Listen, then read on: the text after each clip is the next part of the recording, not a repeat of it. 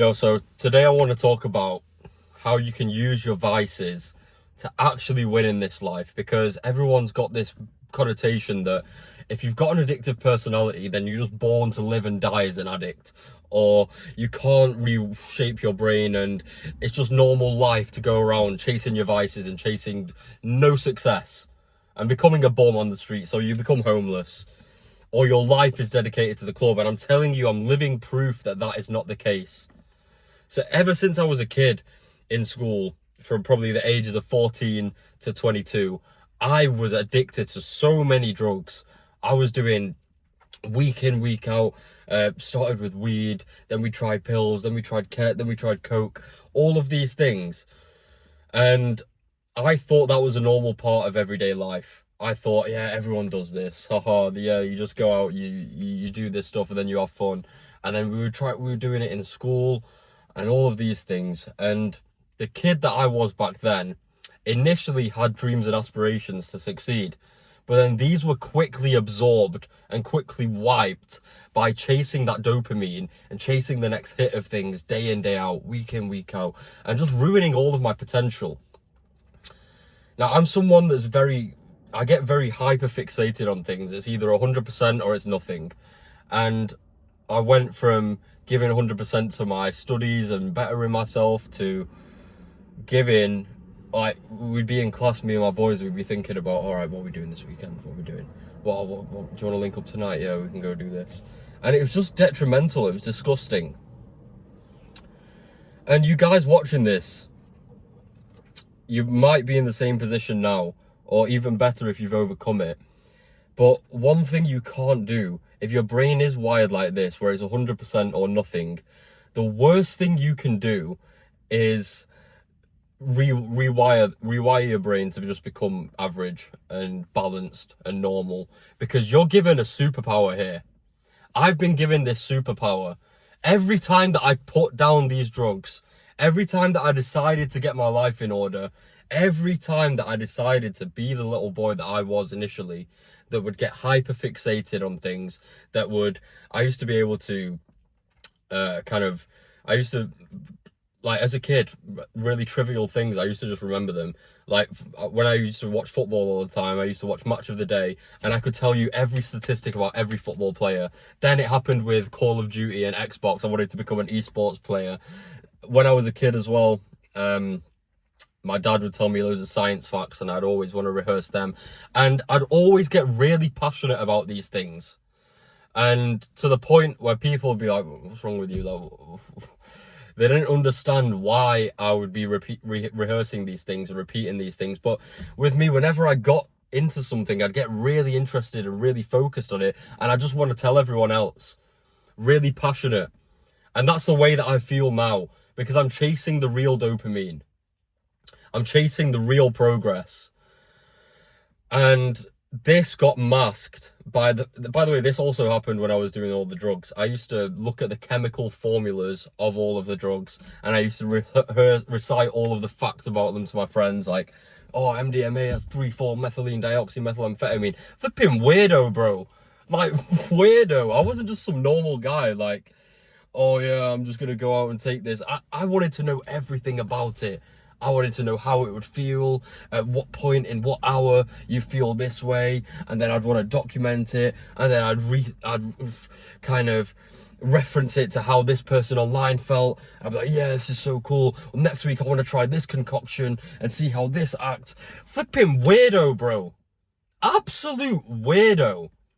And this all rooted from seeking validation.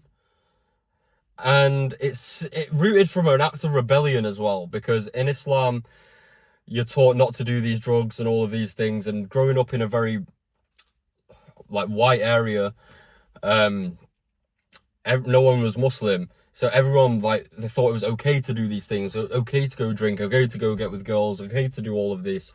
And I was like, right, I don't want to hold myself back. I want to go do all these things. So I did. And I became obsessed with it. And I forgot about my development.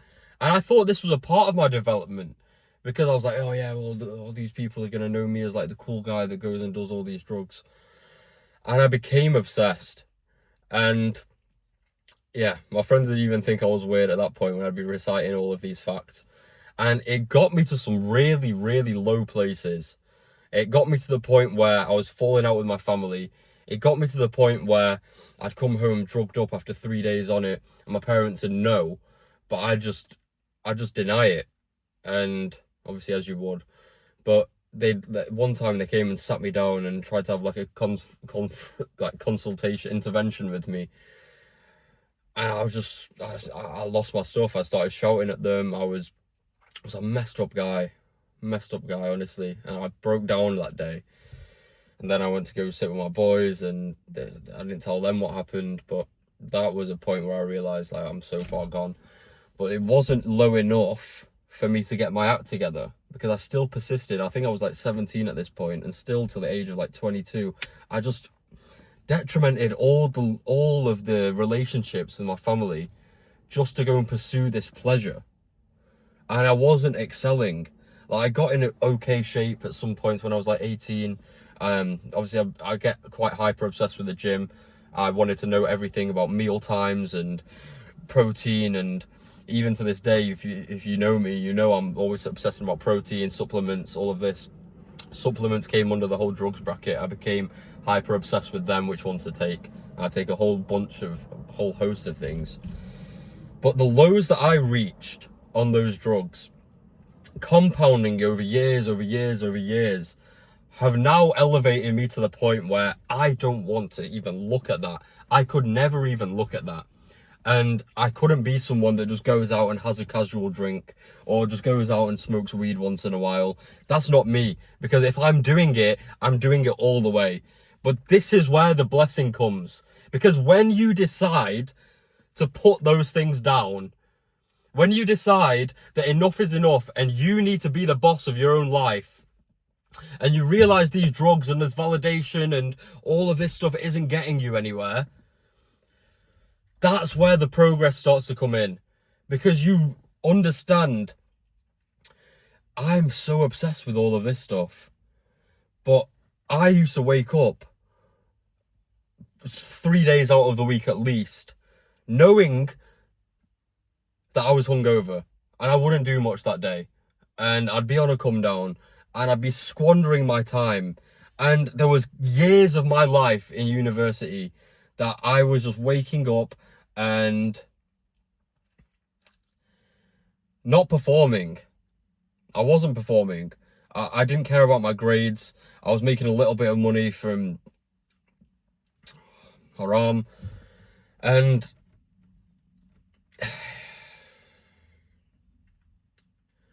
going through all of that, there was one moment, one wake-up call that I had. It was when I started getting my act together, when I got in good shape, because fitness was the anchor to my growth. Fitness was the one thing that I wasn't performing in school. I was making a bit of money and then spending it all on designer to impress people, and still going out and still doing the drugs. But the fitness was the one anchor I had that I was progressing in. I was getting in the best shape of my life. I got great abs. I had a great physique, and I felt healthy in that regard. And then I'd go mess it up all the way doing the drugs. But I knew that as long as I stuck to my progress and my routine, then at least I was progressing in there, you know? And I woke up one morning. It got to the point where I hated the drugs. It got to the point where I'd go out to the club or the bar, and I planned to have like 1 or 2 drinks and maybe speak to some girls and have a good time with our boys. And I'd have stuff on me, and I'd have a couple of drinks, and I'd be like, I'm not going to do any drugs. And then I'd sneak off to the toilet, and I'd end up doing it. And then that would be me. That's it. For like 24 hours, I'm on it. And this happened so many times when I was trying to get off it, but it was scary because it became a consequence of my pre-existing habits. It became a consequence of my pre-existing hyperfixation that I didn't want to do it, but I'd keep doing it. So I woke up one morning after going on a unplanned bender, and it's when I started practicing Islam more as well. I was praying still 5 times a day. I'd have to make up for prayers when I missed them because of stupid things like this. And I woke up and I was like, after like 1 hour's sleep, and I was laying in bed, I was looking at the ceiling, and I was thinking, what are you doing? Like, this isn't what a Muslim does. This is at the point where I started looking to get into money as well. I didn't want to work for anyone. I wanted these millions. It was in the Andrew Tate era. I was looking at all that success they were having, and I was like, I can't work for someone else. I can't do this. Like, I realized how much time I was wasting. It was at least 3 or 4 times a week that I was like this. And sometimes every day I was smoking weed. So much of my days were being wasted. And from that point on, I made much more of a conscious effort to fix myself, because I knew I was wasting like a full year. I wasted 5 years from high school and university. 5 years that I could have been pursuing my goals, because it was really the worst from 17 to 22.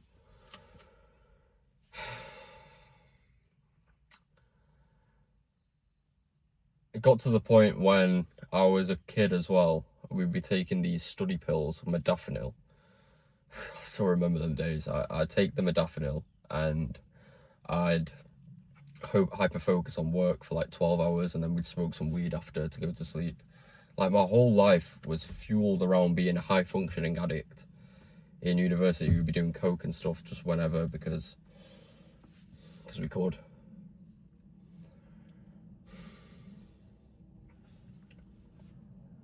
It's sad to think about, and it's sad to think about the amount of lives that I impacted negatively through bringing them into this cycle of drugs and addictiveness. And I can repent for that.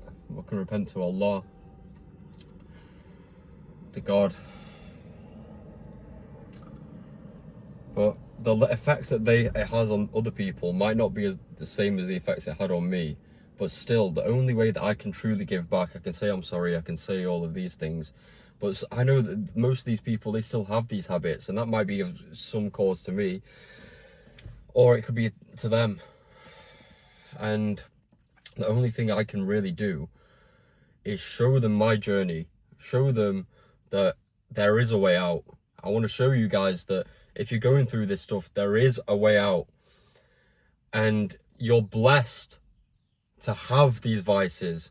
You're blessed to have these addictions. You're blessed to have the opportunity to be hyperfixated on things, because that shows that you already have the ability to go and put that into something real. That shows that you have the opportunity to be able to go and outcompete everybody, because my hyperfixation is the only reason I'm semi-successful today. If I didn't have this hyperfixation and my addictive nature and my personality, I wouldn't have worked 12, 16, 18-hour days on my business. I wouldn't have realized that, all right, my impulsive behaviors wouldn't have prompted me to quit my 9 to 5 and go all in on door-to-door sales, something that I knew nothing about, something that everyone else was clowning on me for. Something that everyone else was saying, oh, what are you doing? This is what criminals do. But I persisted because I saw the opportunity at hand. And I worked 7 days every single week and became the top seller in the country, generated the most revenue out of anybody, and then used that momentum to build my sales agency. And to the point where no one has achieved the results that we achieved. No one generated the amount of leads in a week that we achieved. Hundreds of thousands in revenue weekly from our sales team. From me, a drug addict. From me, an ex-drug addict who had no control over his vices, was given into temptation every day, had no structure or no routine in his life. The only thing I had was a gym and God. For me to then flip that on its arse and not take any drugs or alcohol in over a year and a half, and I never will, inshallah. Because I have such a grip on my vices now. My only addiction, my only pleasure comes from the pursuit of my goals every day. Through the structure of seeing how good I can get. Through transmitting my energy onto this camera and seeing the lasting impact that I can have on other people's lives. The people that worked on the sales team, some of them were in uni with me. Some of them were had the same vices, had the same addictions, and none of us do that now. Because we've all become like a beacon of light for each other, holding each other accountable. And when you see your true potential, you won't want to squander it. You know what you can achieve. I know there's multi-millions out there for me to achieve. Because I refuse to be like everyone else. I refuse to be that kid that squandered his potential. I have to wake up early. Before winter, I was doing 5:30 wake-ups. Now I've got to balance it with Fudger. No one talks about how difficult this is. But I've got a Isha, got a pre-Isha at like 10:20, 10:30. And then I want to do night prayer because that's when Allah accepts your supplications, your du'as, your prayers the most. So I do that because I know I probably won't wake up in the morning in advance to do this. So I'll do that and I'll go to sleep at like 12. Then I'm back up at 4 a.m. because I've got to pray Fajr. Then I've got to go back to sleep and try wake up at like 6:30 or 7 so that I can go and get to work. And I've got at least 6 hours sleep. This stuff is not easy, but the commitments you've made to yourself once upon a time in chasing the wrong things, you can then restructure to go and use these right things. Because the momentum you already have dedication. You've proved that to yourself. You're dedicated enough to go to the club 3 times a week and find money to do drugs. Why can't you find this money to go and create a life for your family beyond their wildest imaginations? Why can't you find the motivation and the discipline to become a man that you couldn't even recognize? Shredded, in the best shape, best money, best women, best family life, best cars, best watches, all of these things. That's what's on the other side for you. You can be a voice, a beacon of light for other people to look up to. And they knew who you were back then. And they're looking at you now. And it represents hope for them. Because you dialed in on your habits. You dialed in on your discipline. And you picked skills to learn. And you decided to go all in on them every day. You can do that, brother. But it's on the other side of shape. You keep the same mind, but the habits change. You decide, no, right, instead of going to bed at 2 a.m. and smoking weed, I'm going to cut that off. And I'm going to go to the gym and do cardio to the point of exhaustion, where that's going to be my new recipe for bed. Instead of researching these drugs or messaging people about drugs, I'm not going to speak to these people anymore. And I'm going to research a high income skill and decide something. I'm going to try something to fixate on that's going to help me win. I had to fixate on Forex, video editing, e-commerce, sales, all of these things. And it was only sales that gave me the light. I sucked at everything for months before I found something that I was relatively good at. And I picked sales up fast. And it wasn't because I was naturally gifted or had a proclivity towards it. It's because I've been trying so hard for the months leading up to that something had to pay off. I had to get a payday from somewhere. And from the past year, working on the business, day in, day out, and seeing no results. Do you think I would have persisted if I hadn't had these pre-existing habits? This natural proclivity to go and do these drugs, to go and have this addictive personality and hyperfixation. Everyone was telling me I was crazy. Everyone was like, oh, Hassan, you need to chill. It's not normal to work this much. Or even when I was in school and I'd come out of a period where our parents caught us doing drugs, so they grounded us, and I didn't do anything throughout that period. I was 16 and I was getting all D's and E's in my exams. And I wasn't a stupid kid. I just didn't revise. I was like, yeah, go out with my friends. And then when I switched that and started learning about subjects like science and maths and English and all this stuff, I became fixated on that. To the point where I was reciting that in my lessons. I'd recite it to my friends so I'd learn more knowledge. Me and my friend, we decided to get all A stars in our GCSEs. We got pretty much all A's and A stars, which is the top grades. And we used to lock ourselves away in lunchtime just to go and learn this. So I already knew what I was capable of when I transmitted my hyperfixations into something beneficial. And I'd always be reciting this stuff, and I genuinely got a buzz out of it. And it was super fun to me to learn all these facts and apply them. And I used to say it to my other friends. I'd be like, oh, how are you feeling for exams and all this stuff? And I'd be reciting them. And they'd be like, oh, don't you want to talk about anything other than school? And I know it's not cool to talk about school, but everyone's already shit on these ideas for me. Everyone always craps on them because they don't have the same level of drive that you have. If you have these addictions, you have these vices, that's already a prerequisite to your success because you have something that other people don't have. You have a level of drive for something. It's just about putting that into the right things. And then going back to the sales agency, if I didn't have that drive, if I didn't have the precursor of the addictions, everyone was telling me, oh, bro, I'm worried about you. You need to have balance. Oh, can you watch this podcast? You need to have balance. Yeah, you need to look into this podcast about happiness. Happiness! What the fuck do you want me to worry about happiness for now? Happiness as a man is bullshit. I feel happy and I feel satisfied only when I'm bettering myself. I could feel happy and degenerate and go and take some drugs. That would make me feel happy. Happiness is such a useless emotion as a guy. I'm going to be sitting here and be happy. You have things to do. You have things to accomplish. You have years of wasted time to make up for. You have a family to feed. You have a future family to go get. You have women to go and court. You have cars to go and get. You have to work on your relationship with God.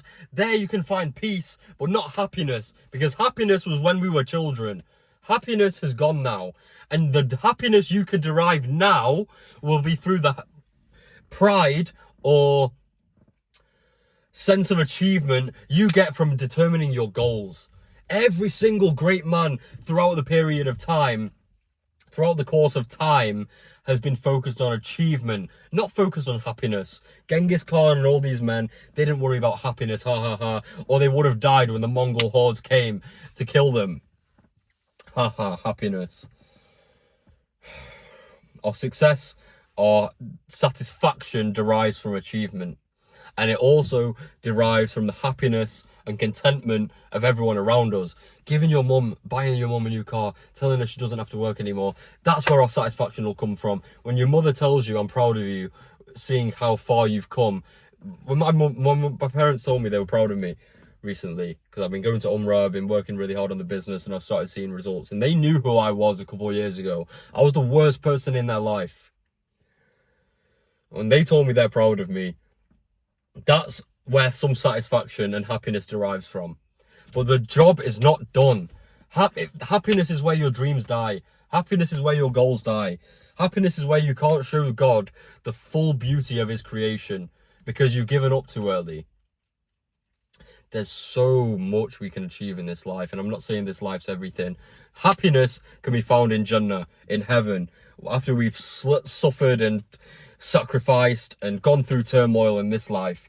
That's where we'll find more happiness and satisfaction, everlasting, eternal happiness. This life isn't meant for that. This life is meant to suck. This life, we're supposed to do hard things and come out the other side unscathed, because that's what makes us men. So next time someone talks to you about happiness, reject that. You've seen where happiness has got you. Chasing the degeneracy, chasing the drugs, chasing your vices. Where's it gotten you? Still sat in your parents' house, still making no progress, probably working a job you hate. And I'm not saying this to shit on you. I'm not saying this to clown on you. I'm just making you realize the severity of your situation. Maybe you've got kids. Maybe you can't pay for them right now. Maybe you can't pay for your woman or give them the best life that they can achieve right now. Your previous thinking of happiness-based activities has gotten you to where you are. And maybe it hasn't. Maybe you don't have that mindset. Maybe you've come here and realized that your addictive proclivities are what's actually pushing you forward. And that's exactly the case for me. Point, case, done. Use these addictions. Use these vices. Use all of these limitations or problems that other people label you with to your advantage, because they're what makes you you. They are what makes you unique enough to win. You have to use all of these little character traits to your advantage. And you have the edge on everybody else because everyone else lives a normal life, lives that 9 to 5 clock in, clock out, and doesn't have that burning desire to go and clock in more afterwards. I couldn't just work 8 hours a day. I'm always thinking about what else I need to do. When my family tells me, oh, you need to come here, come to this event, I'm always dreading it. And I always have to factor in around my day because I'm trying to make family more of a priority after all the years of neglecting them. But I have to factor in how I'm going to work around this. And sometimes I can't go. Sometimes I have to say no. Sometimes you have to say no to these things to focus on your true addiction, which is better in yourself and your life. And the results are going to pay off. Beyond your wildest dreams. You have to sacrifice for your goals before you make your goals a sacrifice. No more fixation on happiness. Focus on satisfaction and fulfillment. Turn your vices into blessings. And we will crush it through every walk of this life, brother. Love you, boys. I want to be more consistent with these now.